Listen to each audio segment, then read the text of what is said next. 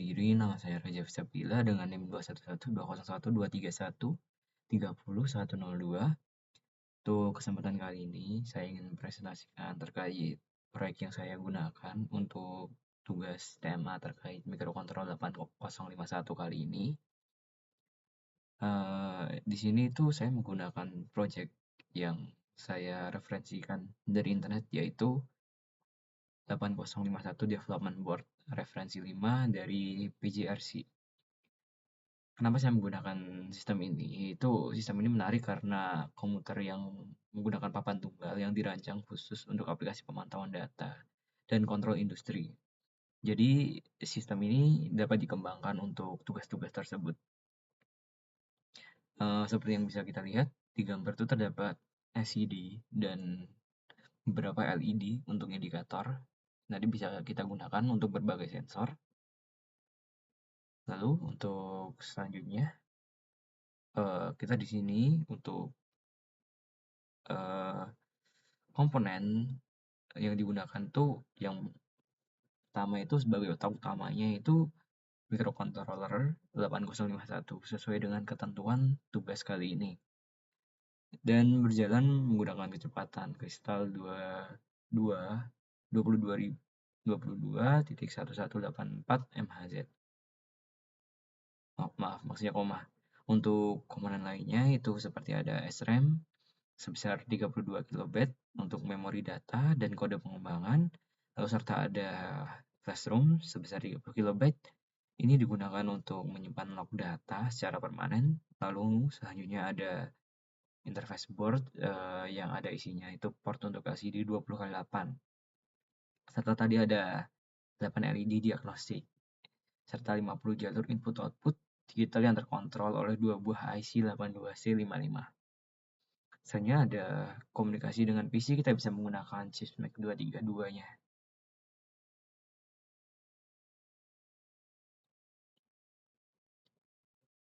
Lalu untuk selanjutnya ada diagram blok dan skematiknya.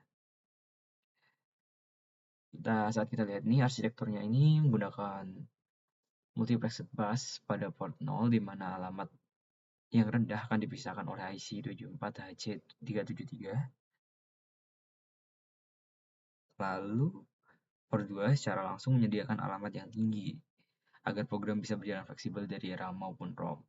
Sistem ini menggunakan gerbang 74HC08N untuk menggabungkan sinyal kontrol RD dan PSEN. Keseluruhan koordinasinya antara komponen ini diatur oleh IC 74HC138 seperti pada skematik ini, yang berfungsi sebagai decoder yang memastikan setiap instruksi sampai ke perangkat yang tepat tanpa tabrakan data. Lalu untuk selanjutnya ada teknik decoding map. Ini saya membagi dua, yaitu ada memory map sama ada peripheral map. Dari sistem tersebut, ini menjadi poin yang sangat krusial untuk sistem ini, yaitu decoding alamatnya. Karena kita perlu memetakan memori secara spesifik.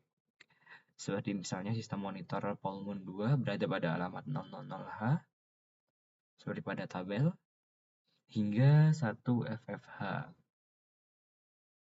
Area peripheral input-output dipetakan pada memori di alamat tinggi sebagai contoh IC 82C55 yang pertama, dan dapat diakses mulai dari alamat F800H, sedangkan kontrol layar LCD dipetakan pada alamat FE00H. Dengan metode memory map input-output ini, CPU menganggap perangkat luar sebagai bagian dari memori biasa, sehingga pemrosesan data menjadi sangat efisien.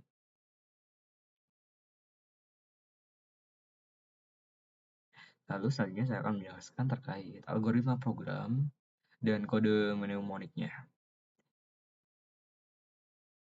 Nah, secara algoritma, sistemnya ini itu bekerja dengan membaca input digital dari pin 82C55, memproses di RAM, lalu menampilkan hasilnya ke LCD.